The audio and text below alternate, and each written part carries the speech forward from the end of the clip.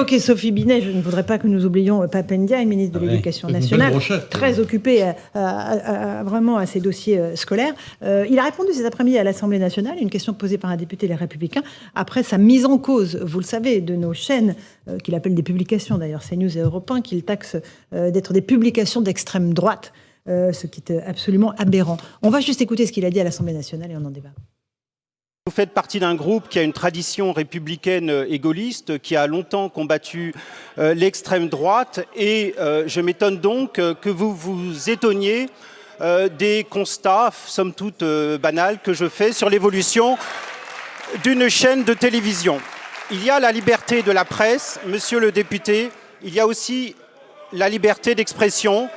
Ce sont deux fondamentaux de la démocratie. Il ne s'agit de censurer ni l'une ni l'autre.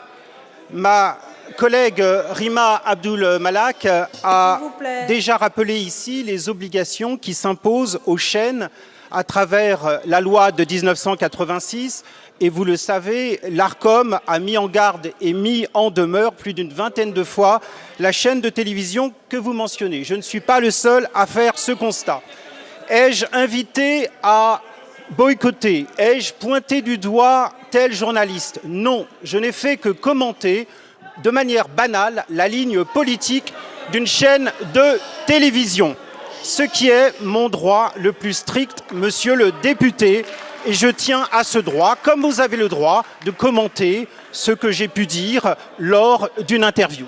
Voilà, effectivement, personne n'est au-dessus des lois, personne n'est au-dessous des lois. Il peut continuer à nous essentialiser, à dire effectivement qu'il veut lutter contre l'extrême droite. J'aimerais juste vous passer la parole, Florian Tardif. Vous êtes un des journalistes de cette rédaction de CNews que je chéris tant, et comme celle d'Europe 1.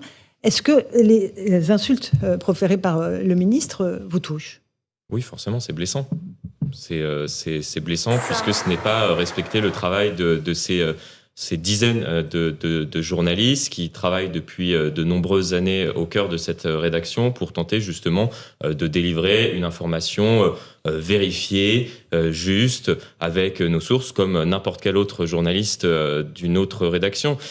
Il explique qu'il fait ça parce que, et heureusement que nous sommes dans un pays où il y a la liberté d'expression et on peut dire grosso modo tout ce qu'on veut, et d'ailleurs on le voit très clairement sur ces plateaux, c'est-à-dire il y a la liberté d'expression également ici, n'en déplaise au ministre de l'Éducation nationale. Mais moi ce qui me gêne, c'est qu'en disant cela, il ne se rend pas compte des conséquences pour les journalistes sur le terrain, qui travaillent dans des conditions difficiles.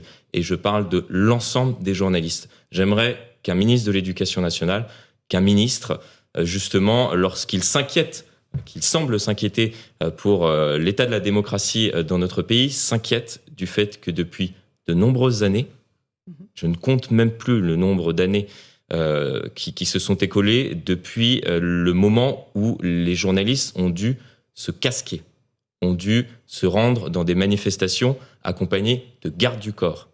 C'est constant.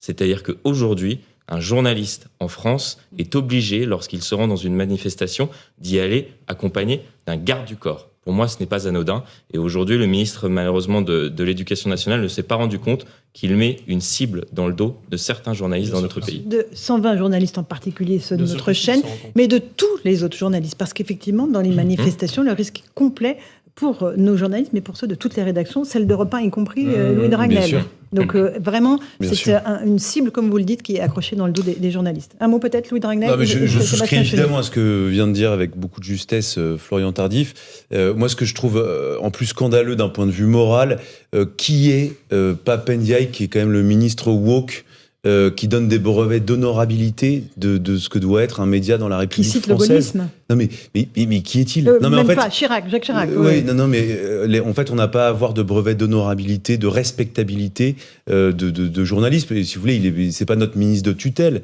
Il n'a aucune autorité sur nous. Et donc moi c'est ça que je trouve particulièrement scandaleux. Et puis simplement je termine d'un mot en citant, parce qu'en fait manifestement il n'écoute pas par exemple Europe 1.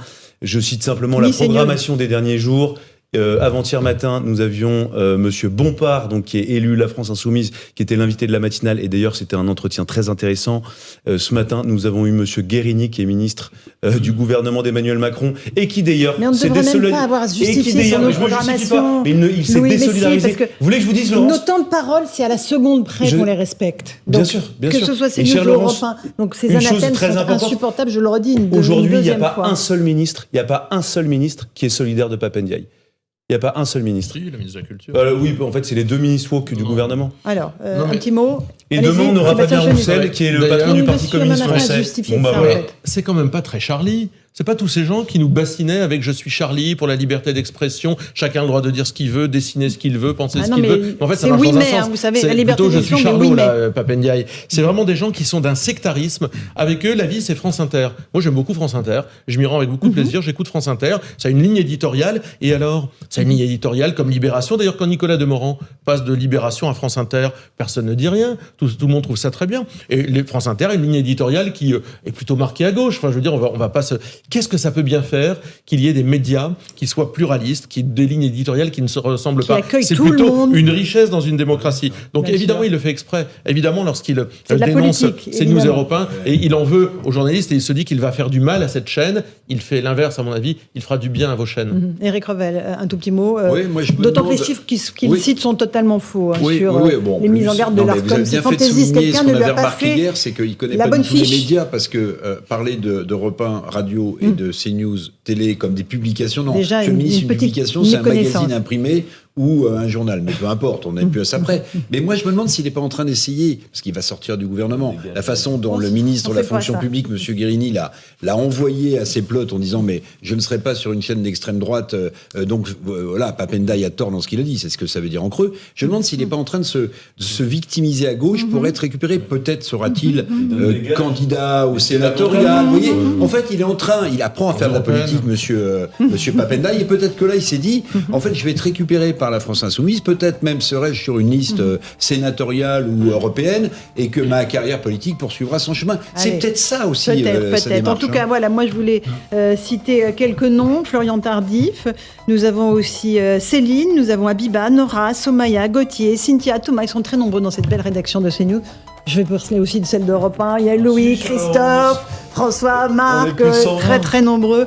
120 journalistes des deux côtés qui font un travail irréprochable, je le redis. Merci à vous de votre confiance, chers amis auditeurs et téléspectateurs. Bonne soirée à vous sur nos deux antennes.